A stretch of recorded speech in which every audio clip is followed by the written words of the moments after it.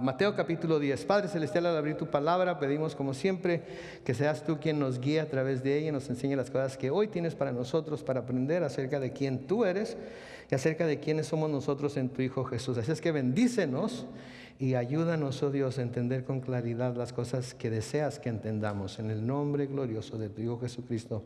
Y todo el pueblo de Dios dice... Muy bien, hemos estado viendo entonces en el capítulo 10, hemos estado viendo todo lo que Jesús les dijo a sus discípulos, y debo hacer hincapié en que ahora son los apóstoles porque ya los envió. Les está diciendo a todos sus discípulos lo que iban a tener que experimentar al ser enviados por Él a predicar al mundo que el reino de Dios se ha acercado. Creo yo que todo lo que Él les está diciendo a ellos que les iba a pasar en aquel entonces, lo podemos esperar que a nosotros nos pase también en ciertos grados y de ciertas formas. No todo exactamente, porque no todo es exactamente como era en aquel tiempo, pero muchas de las cosas que hemos estado viendo sí es posible que las tengamos que pasar. Él lo que les va a decir en la porción de Mateo que vamos a estar estudiando hoy, va a hablar acerca de sí mismo y de lo que vino a la tierra a hacer en formas en las que no se habla mucho acerca de Él. Hay ciertas cosas que Jesús dijo, ¿sí?, que son difíciles, no de entender necesariamente, sino difíciles de interpretar, y tenemos que pensar por qué las dijo, cuál era el propósito que lo llevó a decirlas, y cómo es que finalmente se manifestaron esas cosas. Y eso es uno de esos pasajes en los que estamos esta tarde, ¿sí? Entonces va a hablar acerca de sí mismo y va a hablar acerca de su misión al venir a la tierra, de nuevo en formas en las que no se habla mucho acerca de Él, para poder contrastar lo que Él está diciendo con lo que la mayoría de la gente escucha a través de su, ¿cómo lo puedo llamar?, carrera cristiana. Es ver los pasajes del Antiguo y Nuevo Testamento que se usan para describir a Jesús. Sí, porque hay diferentes pasajes, tanto en el Antiguo como en el Nuevo Testamento, que describen a Jesús. Pero tenemos que ver todas las descripciones de Jesús para poder tener una imagen clara de quién Jesús era y de cuál era su misión. Sí, si ustedes tuvieran una pintura, sí, en donde alguien la dejó pintada a medias y nunca la terminó, no van a tener claramente vista el propósito del artista, del pintor, al pintar lo que estaba pintando. Pero cuando la obra de arte es terminada y el pintor la presenta completa, entonces podemos ver, podemos entender qué es lo que estaba pensando, qué es lo que estaba queriendo presentar, etc. Entonces, así de la misma manera tenemos nosotros que tener un entendimiento claro de todo lo que Jesús es, de todo lo que Jesús fue en aquel entonces y de todo lo que vino a ser. Así es que vamos a ver algunos pasajes que son los que en la mayoría de los cristianos han visto acerca de Jesús. Por ejemplo, leemos en Isaías capítulo 9 y el versículo 6. Isaías capítulo 9 y el versículo 6. Porque un niño nos ha nacido, un hijo nos ha sido concedido. Sobre sus hombros llevará el principado y su nombre será Consejero admirable, Dios fuerte, Padre eterno y Príncipe de paz. Sabemos que se está refiriendo a Jesucristo y sabemos que estamos acercándonos a las fechas en las que este pasaje se lee mucho, ¿verdad? Porque está hablando de la primera venida de Jesús y nos está hablando acerca de lo que Él va a hacer y cómo se le va a llamar. Consejero admirable, Dios fuerte, Padre eterno y sobre todo Príncipe de paz. Es muy importante eso, Príncipe de paz, es el príncipe de paz, ¿verdad? Eso nos presenta una imagen muy poética y nos presenta una imagen que sin duda manifiesta el carácter de Jesús, pero no es todo lo que Jesús es. En Romanos capítulo 5, ahora en el Nuevo Testamento, Romanos capítulo 5 y el versículo 1, Pablo escribe así: pues justificados por la fe tenemos que paz con Dios por medio de nuestro Señor Jesucristo. Así es que el príncipe de paz vino a traer paz entre Dios y nosotros, entre Dios y la humanidad, ¿verdad? Se podría pensar que esa es la misión que Él trajo. Vamos a ver más adelante que Él nos encarga a nosotros también, el ministerio de reconciliación, que se trata de buscar reconciliar al hombre con Dios por medio de la persona de Jesucristo. En Efesios capítulo 2, comenzando con el versículo 14. Efesios 2, comenzando con el versículo 14, dice: porque Él es nuestra De dos pueblos hizo uno solo, hablando de judíos y gentiles, al derribar la pared intermedia de separación y al abolir en su propio cuerpo las enemistades. Él puso fin a la ley de los mandamientos expresados en ordenanzas para crear en sí mismo de los dos pueblos, judíos y gentiles, una nueva humanidad, haciéndola y para reconciliar con Dios a los dos, judíos y gentiles, en un solo cuerpo mediante la cruz, sobre la cual puso fin a las enemistades. ¿Verdad? Entonces vemos claramente aquí lo que el Nuevo Testamento nos dice que el Señor Jesucristo vino a hacer. Un pasaje más lo encontramos en Colosenses capítulo 1, los versículos 18 al 20. Colosenses capítulo 1, versículos 18 al 20, en donde dice: Él es la cabeza del cuerpo, que es la iglesia. Él es el principio, el primogénito de entre los muertos, para tener la preeminencia en todo. Porque al Padre le agradó que en Él habitara toda plenitud, y por medio de Él nos den reconciliar consigo todas las cosas, tanto las que están en la tierra como las que están en los cielos, haciéndola mediante la sangre de su cruz. Entonces, si esto es todo lo que tenemos que nos describe a Jesús, si esto es todo lo que tuviéramos en la Biblia que habla acerca de Jesús, diríamos que Jesús vino a traer paz. Pregunta: ¿hay paz en la tierra? Urge hacer la siguiente pregunta: ¿Jesucristo falló entonces? Porque si vino a traer paz y no hay paz en la tierra, eso implica que quizás falló en su misión. Pero debemos de recordar que todo esto de la paz que estamos hablando ahorita, de todo esto de la paz de la que estamos mencionando ahorita y que estamos viendo a través de estos pasajes, era la paz que Jesús traía para brindársela al hombre de parte de Dios. Así es que todos los que hemos creído en el Señor Jesucristo aquí hoy, tenemos paz con Dios por medio de Jesucristo. Entonces, si ese era el propósito de Jesús, entonces quiere decir que no falló, porque si falló, entonces nosotros no tenemos esa paz, tenemos de qué preocuparnos, ¿no es cierto?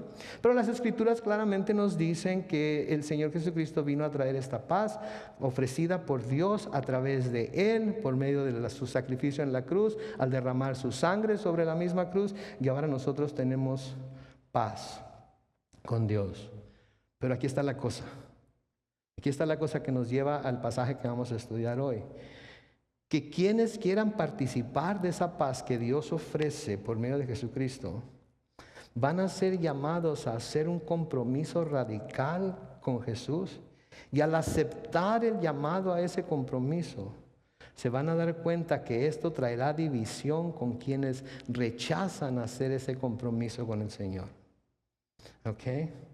Cuando nosotros finalmente decidimos que en Jesucristo vamos a buscar la paz con Dios, aquellos entre nosotros que no quieren, que no desean, que sienten que no les hace falta para nada tener esa paz con Dios, inmediatamente el que nosotros sí la deseemos, el que nosotros sí la queramos y que hagamos ese compromiso radical con Jesús de buscar esa paz a través de Él, eso automáticamente causa división con aquellos que no lo aceptan. ¿Sí? Eso causa división con aquellos que no lo aceptan. Y de nuevo se dividen los dos bandos en uno que tiene paz con Dios por medio de Jesucristo y el que no tiene paz con Dios por medio de Jesucristo. Y yo no sé por qué, en serio no lo entiendo, pero yo no sé por qué los que no quieren tener paz con Dios por medio de Jesucristo se enojan tanto porque nosotros sí queremos tener paz con Dios en Jesucristo. Digo, si ellos no la quieren tener, pues no los estamos obligando, ¿verdad? Simplemente les estamos diciendo que está disponible para ellos. Si quieren acercarse a Dios por medio de Jesús, pueden lograr la paz. Pero no sé por qué nos odian a nosotros tanto por haber aceptado ese ofrecimiento de paz. No les estamos haciendo nada. No estamos de ninguna manera menguando su habilidad para seguir en su camino haciendo lo que les dé su regalada gana hacer. Pero trae esa división, esa paz que nosotros hemos recibido de parte del Señor. trae esa paz que nosotros hemos recibido de parte del Señor, trae esa división con aquellos que no la han querido recibir. Por eso, noten lo que Él dice acerca de sí mismo en los siguientes versículos. En Mateo capítulo 10, en el versículo 34, noten lo que dice Jesús acerca de sí mismo. Dice, no piensen que he venido para traer paz a la tierra. No piensen que he venido para traer paz a la tierra. No he venido para traer paz, sino espada. ¿Se fijaron en lo que dijo? No he venido para traer paz, ¿a dónde? A la tierra. Vino a traer paz entre el hombre y Dios Todopoderoso. Desafortunadamente en la tierra, para que haya paz, el hombre tiene que estar dispuesto a estar en paz. ¿Por qué se llevan a cabo tantas guerras? ¿Por qué tantas guerras se están peleando en diferentes partes del mundo? Porque el hombre no quiere tener paz. Porque quiere someter a otro pueblo, porque quiere las riquezas o recursos de otro pueblo, porque hay rivalidades muy profundas y marcadas entre dos pueblos que vienen desde, qué bárbaro, desde mucho tiempo atrás. Entonces no es que el Señor haya fallado en traer paz, es que Él no vino a traer paz a la tierra. Sí, porque la paz en la tierra, en realidad, si nos ponemos a pensar, no depende de que Dios haga paz. Aunque se nos dice que un día va a haber paz en la tierra porque Él va a reinar, pero va a reinar con vara de hierro, y ahí todo el mundo va a tener que estar en paz, o le van a dar paz en la cabeza con la vara de hierro, ¿verdad?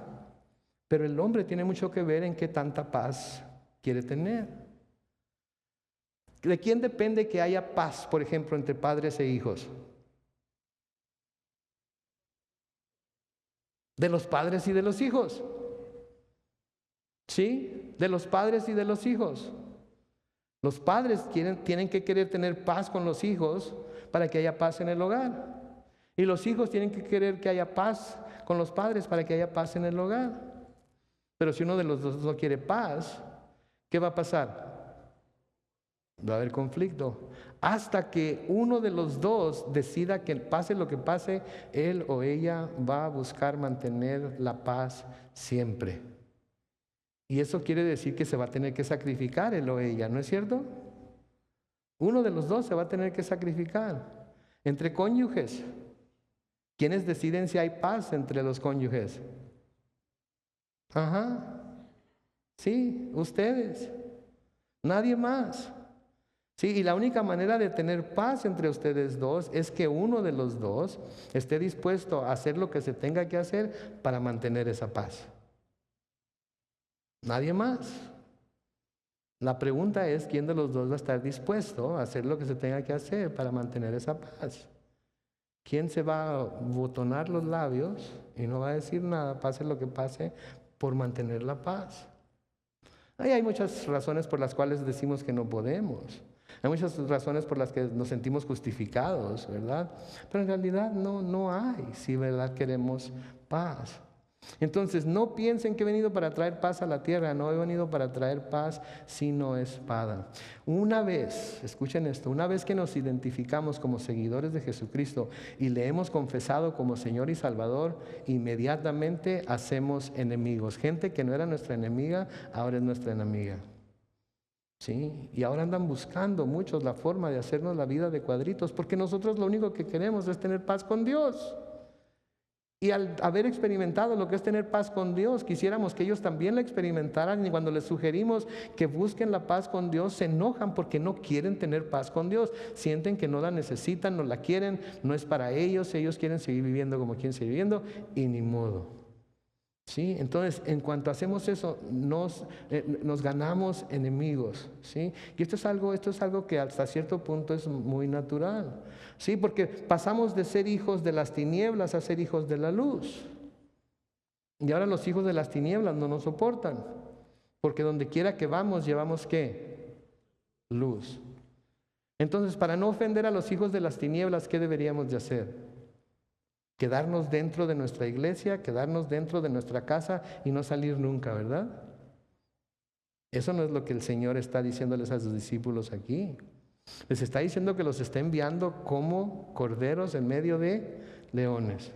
Les está diciendo que los van a perseguir, les está diciendo que los van a afligir, les está hablando de todas las tribulaciones y todos los sufrimientos que van a sufrir por llevar el mensaje del Evangelio.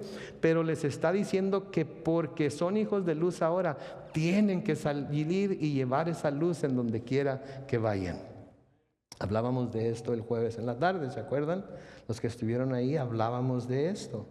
Entonces pasamos de ser hijos de las tinieblas a ser hijos de luz, y como ya somos hijos de luz, donde quiera que vamos, llevamos esa luz, y los que están en las tinieblas les molesta la luz. Pero lo único que pudiéramos hacer para no molestarlos de nuevo es quedarnos aquí adentro de la iglesia, aquí ser buenos cristianos, aquí hacer que nuestra luz brille, aquí en donde todo el mundo está de acuerdo con nosotros hasta cierto punto, porque aún dentro de la iglesia a veces hay desacuerdos doctrinales y de opinión, etcétera, etcétera, ¿verdad? Pero bien, todos estamos aquí, somos luz y todos estamos de acuerdo hasta cierto punto, como les dije. Entonces aquí vamos a brillar a todo lo que demos. Pero cuando salgamos de aquí, no hay que brillar tanto para no ofender, ¿no es cierto? No. Aquí tenemos que ser tal cual somos. ¿Sí? Si hay algún lugar para el cristiano en donde enseñar el cobre, ¿saben dónde es? Aquí. Allá afuera hay que brillar como luminares. Amén. Pero nos cuidamos mucho de cómo nos vemos aquí, pero no de cómo nos vemos allá afuera. Sí, pasamos de servir a Satanás a servir a Dios. Antes nuestra vida estaba dada a servir a Satanás y ahora está dada a servir a Dios. Y Satanás va a usar todos los recursos que él tiene y va a usar hasta nuestros familiares mismos, a nuestros amigos, para atacarnos y tratar de hacernos volver al estado en el que estábamos antes de venir a Cristo. A desanimarnos de predicar la palabra, a desanimarnos de ser luz, a desanimarnos de ir al mismo terreno de Satanás y predicarles el evangelio a las personas que él tiene agarradas, que él tiene con sus garras metidas en sus cuerpos, en sus mentes y en sus corazones. Y va a tratar de que el mundo nos vea como sus enemigos, porque si el mundo nos llega a ver como quienes por amor estamos tratando de alcanzarlos para Cristo, puede que como nosotros, ellos se conviertan en seguidores del Señor y los vamos a salvar de las garras de Satanás. ¿Sí? Entonces Satanás no quiere que andemos ahí entre los perdidos. Satanás quiere que cerremos las puertas, cerremos las ventanas y apaguemos la luz. ¿Sí? Y que nos escondamos, porque todo el mundo es malo. Todo el mundo está en tinieblas. Y nosotros no podemos permitir que esas tinieblas nos contaminen. ¿Cierto? No según lo que el Señor les está diciendo aquí a sus discípulos. El Señor aquí les está diciendo a sus discípulos que tienen que ir, que tienen que predicar. ¿Sí? Satanás es el que no quiere que vayamos. Satanás es el que nos quiere mantener metidos aquí. ¿Sí?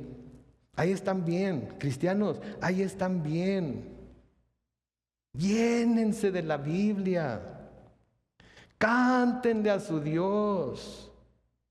Salúdense, abrácense, salúdense con beso santo. Coman juntos, engorden juntos para que nadie se sienta mal.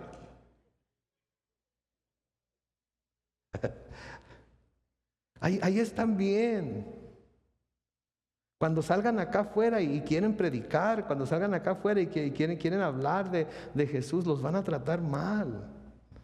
Mejor ahí quédense. Ahí quédense. Escuchen al pastor y digan amén cuando les caiga el 20, pero no vayan a hacer lo que él les dice porque los va a meter en problemas. Sí. Entonces él va a tratar de que el mundo nos vea como sus enemigos. ¿Saben ustedes? Nosotros no podemos declarar al mundo nuestro enemigo. El mundo nos debe declarar a nosotros sus enemigos. Y nos debe declarar a nosotros sus enemigos, no porque los tratamos con la punta del pie, sino porque les queremos hacer brillar la luz de Cristo en los ojos y ellos no quieren verla. Por eso deben vernos como sus enemigos, no porque los tratamos mal, no porque los juzgamos, no porque les decimos todo tipo de cosas que están. ¿Ustedes creen que ellos no saben que están haciendo mal? ¿Ustedes creen que ellos que no saben que están ofendiendo? No les importa. Pero nosotros como hijos de la luz debemos hacer esa luz brillar en los ojos de esos incrédulos, en los ojos del mundo. Ellos que nos vean a nosotros como sus enemigos, pero nosotros no debemos de verlos a ellos como nuestros enemigos. Debemos de verlos con los mismos ojos que Jesús los ve todos los días. ¿Y con qué ojos ve Jesús todos los días a sus enemigos? Con ojos de compasión, con ojos de misericordia, rogándoles de alguna manera por medio de algún cristiano, por medio del Espíritu Santo, que se acerquen a Él para que no tengan que sufrir las consecuencias de no recibir la salvación que solamente en Él se puede encontrar y que Él está ofreciendo. Entonces Satanás siempre va a tratar de que ellos nos vean como sus enemigos, aunque nosotros no queremos ser sus enemigos. Nosotros queremos ser sus amigos que les hablan de Jesús. Y Satanás de nuevo va a usar a sus seguidores para atacarnos a nosotros y para disuadirnos a no abrir la boca y predicar el Evangelio. Sí, porque de nuevo nuestros enemigos no son la gente. Nuestro enemigo es Satanás. Sí, contra Él es contra el que estamos luchando. En Efesios capítulo 6, los versículos 10 al 13, Efesios 6, versículos 10 al 13, dice lo siguiente: por lo demás, hermanos míos, manténganse firmes en el Señor y en el poder de su fuerza. Revístanse de toda la armadura de Dios para que puedan hacer frente a las acechanzas del diablo. Vamos a quedarnos ahí. Revístanse de toda la armadura de Dios para hacer frente a las acechanzas del diablo. El soldado no se pone la armadura para ir a meterse al castillo y esconderse, ¿no es cierto? ¿Para qué se pone la armadura? Para salir a la batalla. Me voy a echar un sueñito ahorita, si es que me voy a poner la armadura para dormir tranquilo, para que el enemigo no me vaya a atacar, no me vaya a agarrar dormido. ¿Se imaginan ustedes? Sin embargo, hay muchos cristianos, hay que ponernos toda la armadura, ahí está, miren, tenemos que ponernos toda la armadura para hacerle frente a las acechanzas del diablo. Todos dicen amén. Pero luego no salen a la batalla. Luego no salen a la batalla y cuando Satanás se manifiesta de alguna manera para tratar de amedrentar a los cristianos, en lugar de salir con la espada del Espíritu y con toda la armadura puesta, atacarlo en su mismo terreno. No, nosotros no podemos participar de eso porque luego entonces nos vamos a contaminar. De eso se trata, mis hermanos, de eso se trata, de que salgamos a la batalla contra Satanás. Por eso se nos está dando la armadura, no para que nos la pongamos y nos sentemos en la banca a estar calentando la banca con la armadura. Es más, si nos pusiéramos una armadura, literalmente, ¿saben qué? Tarde o temprano la armadura les iba a empezar a lastimar y ¿saben qué iban a tener que hacer? Levantarse e irse a la batalla, o levantarse y quitársela mejor. ¿Qué vamos a hacer entonces? Entonces revístanse, de nuevo el versículo 11, revístanse de toda la armadura de Dios para que puedan hacer frente a las acechanzas del diablo, para que puedan hacer frente. Versículo 12, la batalla que libramos no es contra gente de carne y hueso, sino contra principados y potestades, contra los que gobiernan las tinieblas de este mundo, contra huestes espirituales de maldad en las regiones celestes. Versículo 13, por lo tanto echen mano de toda la armadura de Dios para que cuando llegue el día malo puedan resistir hasta el fin y permanecer firmes. Aun cuando andemos allá afuera en la batalla, aun cuando andemos allá tirando espadazos contra Satanás, ¿sí? Porque ese es el compromiso al que nos llama nuestro Señor Jesucristo. Por eso el compromiso es tan radical. Y por eso no vino a traer paz a la tierra, vino a traer división. Porque cuando nosotros nos damos a la tarea de hacer esto, el mundo, qué bárbaro. El compromiso que hace el cristiano con el Señor requiere de una completa consagración. Completa consagración.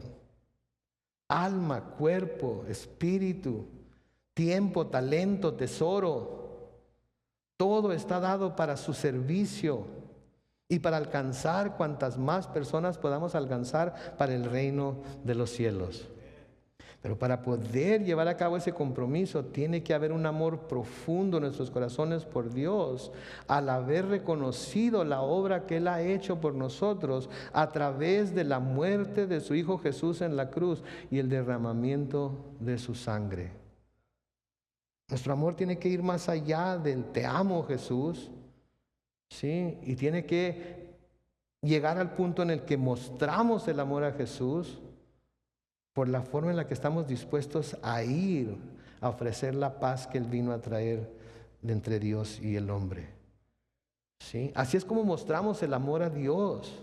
Cantarle me encanta. Leer su palabra es uno de mis pasatiempos favoritos. Sí, la estudio a veces día y noche. Siempre ando pensando en ella, siempre ando pensando en ella, siempre ando pensando en lo que me está diciendo a mí y en lo que Él quiere que yo les diga a ustedes.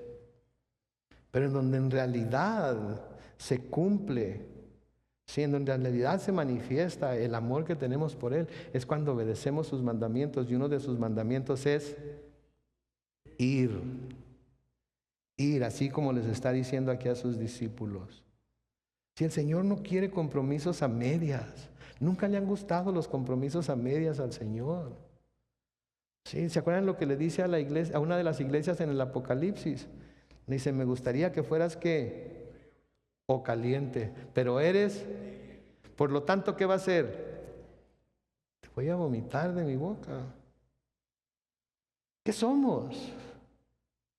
Ahora mucha gente habla de que debemos de no acelerarnos tanto, ¿verdad? Porque luego vamos a parecer fanáticos. ¿Saben qué? Hay fanáticos de los padres aquí. ¿Sí? ¿Les da vergüenza ponerse la camiseta? Aunque tengan el peor récord que puedan tener. Hay fanáticos de los Chargers aquí. ¿No les da vergüenza ponerse la camiseta? Después de que los abandonaron.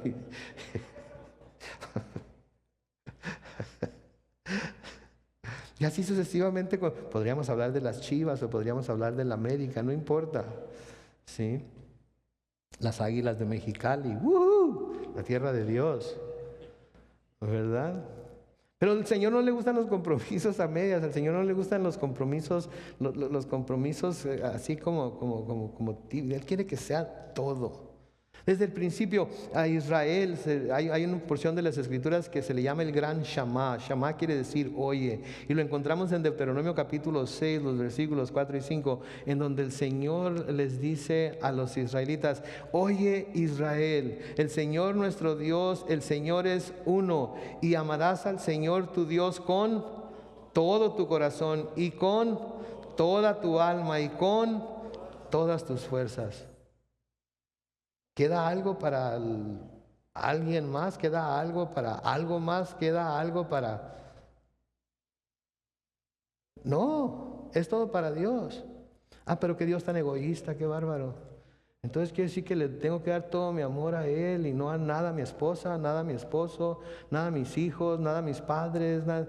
No. Cuando amamos a Dios de esta manera, es fácil amar a los demás también de esta manera. Porque el segundo mandamiento que da es que amemos a nuestro prójimo como nos amamos nosotros mismos. Pero primero tiene que ser este para que pueda ser el otro. Porque si no es este primero, el otro no se va a poder dar. Porque si amamos a Dios con todo nuestro corazón, con toda nuestra alma, con todas nuestras fuerzas, implica que vamos a obedecer sus mandamientos y los vamos a llevar a cabo. Amén. Y si su mandamiento es, maridos, amen a sus esposas como Cristo amó a la iglesia y se entregó a sí mismo por ella, ¿qué van a hacer los maridos? Amar a sus esposas, ¿verdad?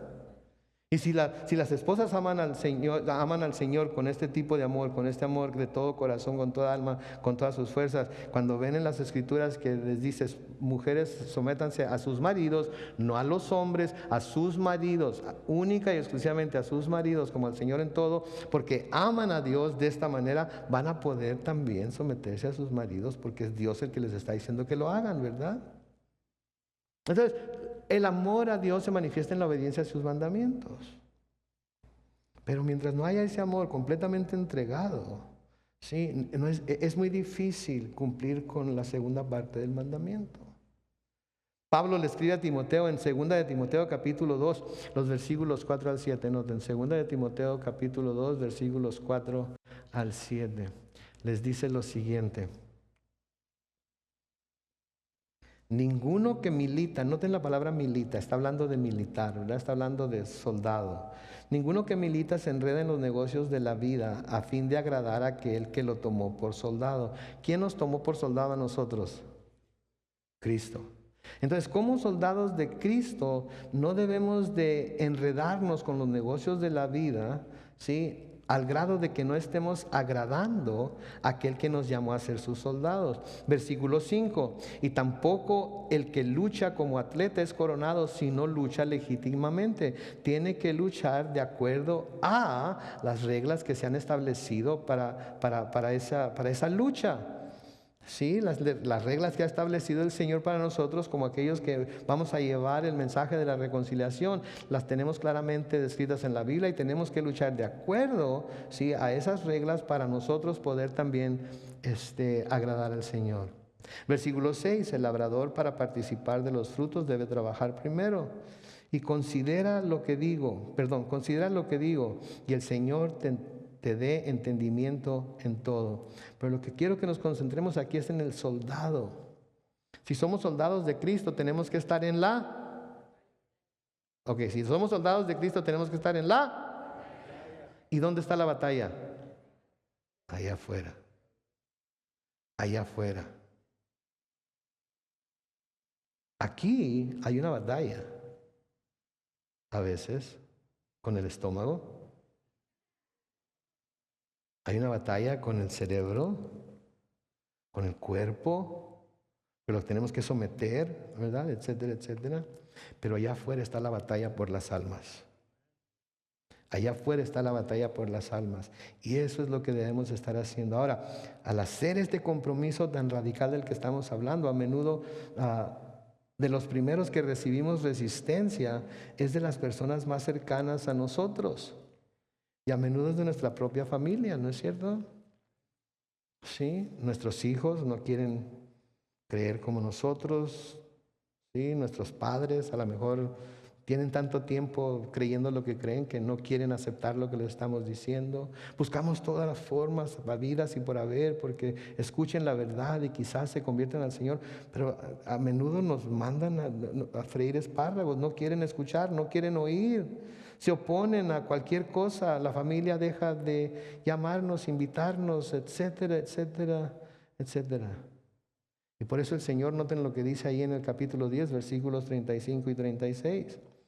Después de decir, no he venido para traer paz, sino una espada, dice, he venido para poner al hijo contra su padre, a la hija contra su madre, a la nuera contra su suegra, y los enemigos del hombre serán, ¿quiénes? Los de su casa. ¿Sí ven lo que está diciendo aquí? Sí, vino para... Ahora, no está diciendo que Él va a causar que haya, ¿verdad? Simplemente la naturaleza de uno haber recibido al Señor y otro no, va a causar esa fricción entre uno y otro. Sí, va a causar esa fricción entre uno y otro. Yo me acuerdo cuando no era cristiano, cuando estaba joven y no era cristiano, se los he contado muchas veces cómo mi madre me quería atraer a la iglesia, quería que viera todos los beneficios de estar en la iglesia y de servir al Señor y todo eso. Y a mí, sí, ama, sí. Y ella se moría por dentro, ella quería que yo me convirtiera al Señor y que sirviera al Señor. Y siempre estaba constantemente pidiéndole a Dios que me alcanzara de alguna manera. Y yo terco a no querer acercarme a Dios. Y todo el mundo me decía, pero allá en la iglesia de Mexicali me decían Manuelito, ¿verdad? Por chiquito y curiosito. ¿Verdad? Me decían Manuelito. Ay, Manuelito, tu papá cantaba tan hermoso, cantaba en el cuarteto con sus otros 3 hermanos. Ay, tu papá hacía esto para los jóvenes y aquello. Y yo, ok, ese era mi papá, pero no soy yo. Y todos mis tíos por el lado de mi papá y mis abuelos por el lado de mi papá, siempre tratando de a ver cuándo y esto y lo otro. Y yo, pues, para nada. ¿Ustedes creen que mi madre no sufrió? Sí, y yo la miraba, no les voy a decir la miraba como mi enemiga, pero cada vez que me empezaba a hablar era como rechinar las uñas en un pizarrón. Ah, ya no quiero escuchar esto. Ya no quiero escuchar de nadie estas cosas. Sí, y eso es de lo que está hablando aquí. Para muchos cristianos a través de la historia han sido las personas. Se nos fue y ya volvió. Han sido las personas más cercanas a ellos que los han rechazado a ellos y a su mensaje hasta el punto de traicionarlos. Sí, a través de la historia ha sucedido mucho eso. Yo no sé si eso les ha sucedido a ustedes. Sí, pero a lo mejor está por suceder dentro de no mucho tiempo, en donde cualquiera que entregue a un cristiano va de alguna manera a hacerle un favor al gobierno o va así a salvarse a sí mismo de la persecución porque entregue a un cristiano. El Señor mismo sufrió esto de parte de sus hermanos en la carne, ¿se acuerdan? Cuando le decían, ve a Jerusalén, ve allá a predicar, ¿para qué estás predicando aquí? Cuando sabían que lo querían matar, se iba para allá. Y luego, ¿qué decir de la traición de Judas, que lo vendió por 30 monedas de plata? Y luego lo que vimos la semana pasada, la negación de Pedro, ¿verdad? Uno de sus más cercanos lo negó, ¿sí? El Señor mismo entonces sufrió esto de parte de sus hermanos, de algunos de sus discípulos. Y luego cuando fueron a arrestarlo en el huerto de Getsemaní, ¿qué hicieron todos sus discípulos? Y lo dejaron solo. Entonces el Señor sabe lo que está diciendo aquí. El Señor sabe, Él entiende porque Él lo sufrió en su propia carne. Ahora me encanta como las cosas que dice el Señor Jesucristo del mismo suceso que estamos leyendo aquí, pero en Lucas. Yo no sé si se acuerdan lo que dice en Lucas. Lo tienen que buscar en su Biblia porque no lo vamos a poner en la pantalla. Pero noten lo que dice el Señor en Lucas capítulo 12. Lucas capítulo 12, comenzando en el versículo 49. Lucas 12, comenzando en el versículo 49. Imagínense al Señor aquí. Lucas 12, 49. Yo he venido a lanzar fuego sobre la tierra. Ande pues. El Señor Jesucristo, el Cordero de Dios que quita el pecado del mundo, el que es un ejemplo de mansedumbre, el que nos dice que su yugo es fácil, el que nos dice, venid a mí todos los que estáis cansados y trabajados. En Lucas de nuevo 12:49, yo he venido a lanzar fuego sobre la tierra y cómo quisiera que ya estuviera en llamas. Oh my goodness. Okay, yo traigo fuego. ¿Saben qué? Agárrense, porque yo traigo fuego. ¿Y saben qué es más? Quisiera que ya estuviera ardiendo la tierra.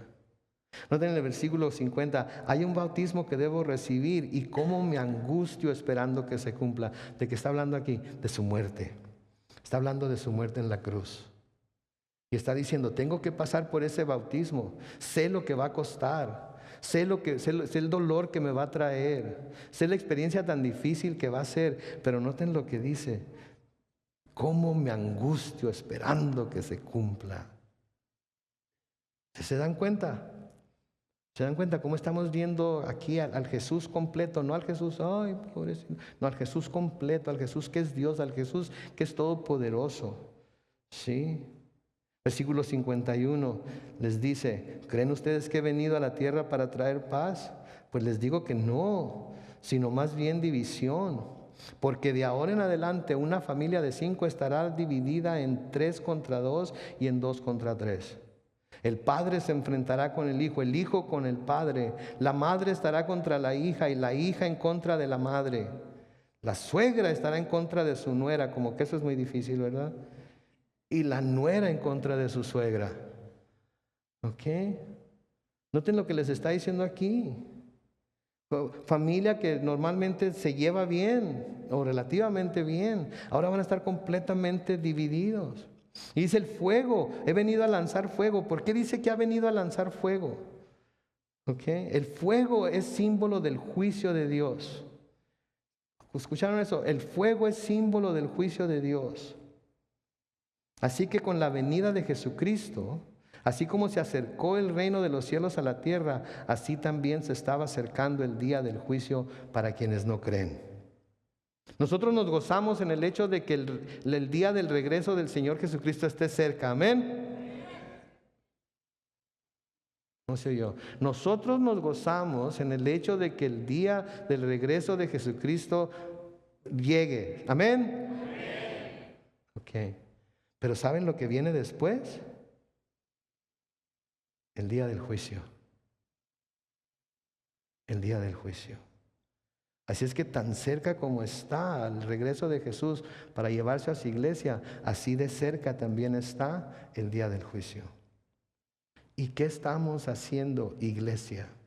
¿Qué estamos haciendo, discípulos de Cristo? ¿Qué estamos haciendo, apóstoles de Jesucristo?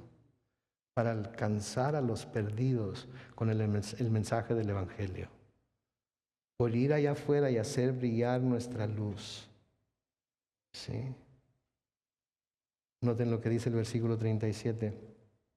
El que ama a su padre o a su madre más que a mí, no es digno de mí.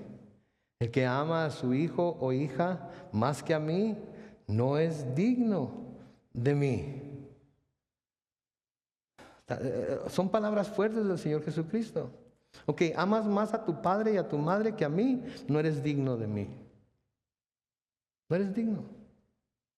Amas más a tus hijos que a mí, no eres digno. Amas más a tus padres que a mí, no eres digno de mí. ¿Sí? Lucas de nuevo, noten cómo lo ponen, Lucas capítulo 14, comenzando con el versículo 25, Lucas 14, 25, dice, como grandes multitudes lo seguían, Jesús se volvió a ellos y les dijo, si alguno viene a mí y no renuncia a su padre y a su madre, ni a su mujer y sus hijos, ni a sus hermanos y hermanas, y ni siquiera a su propia vida, no puede ser mi discípulo. Hasta ahí es hasta donde el Señor nos llama a hacer ese compromiso radical con Él. ¿Ustedes cómo creen que van a ser recibidos aquellos que acepten ese compromiso? ¡Qué bárbaro! ¿Cómo vas a amar más a un Señor que ni siquiera has visto, que no conoces, que no sabes? A lo mejor es un mito, a lo mejor ¿cómo vas a amarlo a Él más que a tus hijos? ¿Vas a amarlo a Él más que a tu cónyuge? ¿Vas a amarlo a Él más que a tus padres? En otra porción de la Escritura dice que el que no aborrezca. Son palabras fuertes. Y luego noten lo que dice, ni siquiera su propia vida no puede ser mi discípulo. ¿Qué quiere decir eso? Quiere decir que estamos dispuestos a arriesgar hasta nuestra propia vida con tal de llevar el mensaje del Evangelio a los perdidos.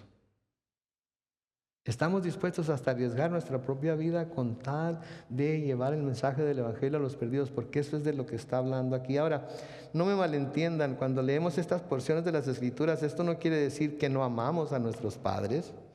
¿Sí? La palabra de Dios es muy clara, nos dice honra a tu padre y a tu madre, ¿verdad? Entonces no nos está diciendo que no los amamos, que no amamos a nuestros familiares. Simplemente significa que si se llega al punto en el que se tiene que escoger entre ellos y escoger a Cristo, escogemos a Cristo. Así es.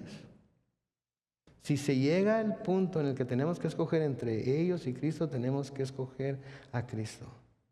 Los que quieran ser glorificados con Cristo en su reino van a ser aquellos sí que hayan sufrido por Él, con Él y a menudo hasta como Él aquí en la tierra. ¿Sabían que hay muchos cristianos, miles de cristianos crucificados cada año en otros países? Les contaba el martes de un video que me enviaron de una persona que va predicando el evangelio por un camino y va por el camino y pasa frente de una casa y el de la casa sale con un látigo y lo empieza a agarrar a latigazos. Por predicar el evangelio, por ir a hacer luz en medio de las tinieblas. Ese cristiano Ese cristiano estaba haciendo brillar su luz en el mismo terreno del diablo. ¿Y qué recibió por ello? Latigazos. ¿Qué recibió Jesucristo por venir a predicar el evangelio al terreno del diablo? Latigazos, golpes. ¿Sí? Pero despreció hasta su vida. Podemos decir que la despreció por alcanzarnos a nosotros. Vino al mismo campo del enemigo a pelear contra el enemigo para alcanzarnos a nosotros. Entonces, si queremos ser glorificados con Cristo en su reino, vamos a tener que haber sufrido con Él, por Él y hasta como Él a menudo. Ahora, no quiero que malentiendan. Y entonces, como no estoy sufriendo, la está regando. Entonces voy a ir a buscar que alguien me apedree.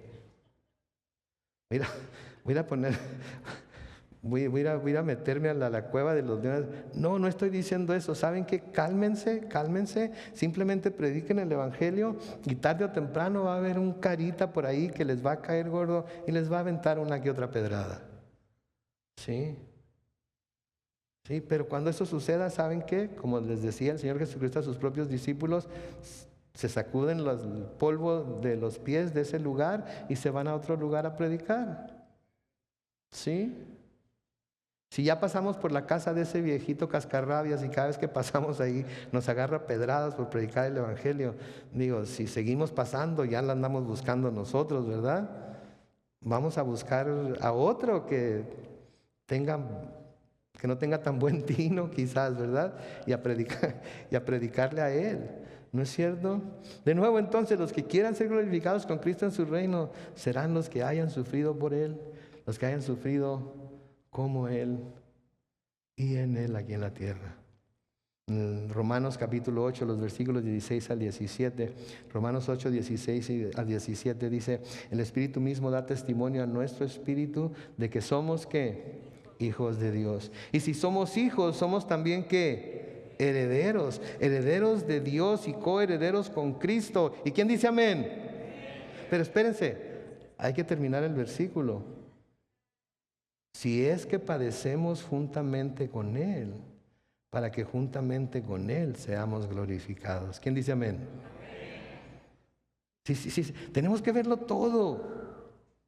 Tenemos que verlo todo, no le podemos cortar en donde ya no nos conviene y dejar nada más lo que nos conviene. Tenemos que verlo todo y decir amén a todo. ¿Por qué? Porque todo es la palabra de Dios. A Timoteo, el apóstol Pablo le escribe en 2 de Timoteo capítulo 2, los versículos 11 al 13. 2 de Timoteo 2, 11 al 13. Dice: esta palabra es fiel. Si morimos con Él, también. ¿Se notan lo que dijeron ahí? Si morimos con Él. Quiere decir que la posibilidad de morir con Él, como Él, por Él, está presente. Versículo 12. Si sufrimos, también ¿qué? Reinaremos con Él. Versículo 12 de 2 de Timoteo 2. Versículo 12 de 2 de Timoteo 2 dice de nuevo: si sufrimos, también reinaremos con Él. Si lo negamos, también Él nos negará. ¿Se acuerdan lo que vimos la semana pasada?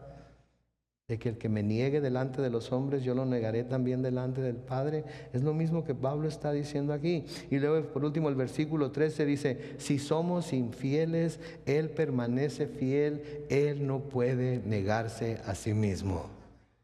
Ahí eso merece un grandísimo amén. Grandísimo amén. Porque quienes no le hemos sido infieles a Dios en un momento u otro.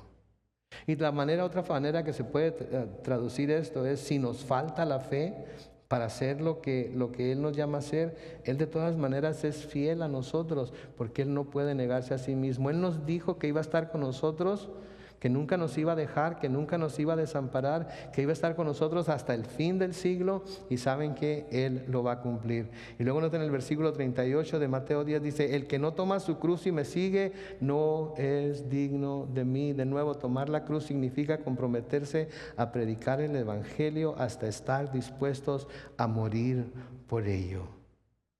Sí. Yo sé que estas cosas son pesadas de recibir, pesadas de escuchar, etcétera. Pero eso es lo que la palabra de Dios dice. Y necesitamos tener todo el consejo de Dios. Pero no debemos de preocuparnos de tomar nuestra cruz y seguirlo. Porque noten lo que dice el versículo 39. El que haya su vida, la perderá. Y el que pierde su vida por causa de mí, la hallará. Sí, lo que quiere decir, el que quiera salvar su vida, si es que no va a salir, no se va a arriesgar, no se va a poner no va a salir a la batalla para no arriesgar su vida, ¿saben qué? La va a perder, va a terminar perdiéndola. Pero el que esté dispuesto a perder esa vida por mi causa, la va a encontrar, y la va a encontrar con creces, porque va a encontrar la vida eterna en el cielo. Versículo 40 dice, el que los recibe a ustedes, me recibe a mí, y el que me recibe a mí, recibe al que me envió. El que recibe a un profeta, porque es profeta, recibirá igual recompensa que el profeta. Y el que recibe a un justo, porque es justo, recibirá igual recompensa que el justo. ¿Qué está diciendo aquí? Que todos aquellos que, aunque no vayan, estén dispuestos a ayudar a los que sí están dispuestos a ir, van a recibir la misma recompensa que aquellos que fueron. Así es que quizás no todos tengamos la oportunidad de ir, quizás no todos seamos llamados a ir, pero sí todos somos llamados y se espera que todos estemos dispuestos a enviar. Entonces, por eso apoyamos organizaciones evangelísticas, apoyamos organizaciones misioneras, porque hay quienes están dispuestos a ir a la batalla y llevarle la batalla al diablo en donde quiera que se encuentre. Y si nosotros no podemos o no tenemos el llamado, etcétera, etcétera, entonces tenemos que ayudar a los que sí van y recibiremos la misma recompensa que ellos. Y por último, el versículo 42 dice, de cierto les digo, que cualquiera que dé a uno de estos pequeñitos, hablando de los discípulos que estaba enviando, aunque sea un vaso de agua fría, por tratarse de un discípulo, no perderá su recompensa. Sí, les está diciendo a sus discípulos, ¿saben qué? De nuevo les está recordando, no se preocupen por qué van a tomar, por qué van a comer, en donde quiera que vaya, va a haber personas que les van a ayudar, y esas personas que les van a ayudar no van a perder su recompensa. Así es que nosotros también debemos estar dispuestos a ayudar, ¿sí? Y cuando se nos pida y la oportunidad se presente, tenemos que estar dispuestos ¿a qué? A ir. Tenemos que estar dispuestos a ir. No a escondernos detrás de las cuatro paredes de la iglesia, mucho menos escondernos detrás de las cuatro paredes de nuestra casa. Tenemos que ir. Amén. Vamos a orar mientras el grupo de alabanza pasa al frente. Padre Celestial, gracias Señor, te damos en esta tarde por tu palabra, gracias Dios por lo que hoy hemos podido aprender. Una vez más te pedimos que por el poder de tu Espíritu, Señor, tú nos ayudes no solamente a entenderla, no solamente a estudiarla y comprender lo que se nos está diciendo, sino a ponerla por obra en nuestras vidas y llevar a cabo esos mandamientos que tú nos estás llamando a llevar a cabo. Ayúdanos, Señor, a llevarle la batalla a nuestro enemigo. Ayúdanos, oh Dios, a ir y tratar de arrebatar a aquellos que tiene en sus garras, Señor, arrebatarlos de sus garras y presentarles el mensaje de salvación en Cristo para que ellos como nosotros puedan encontrar esa liberación.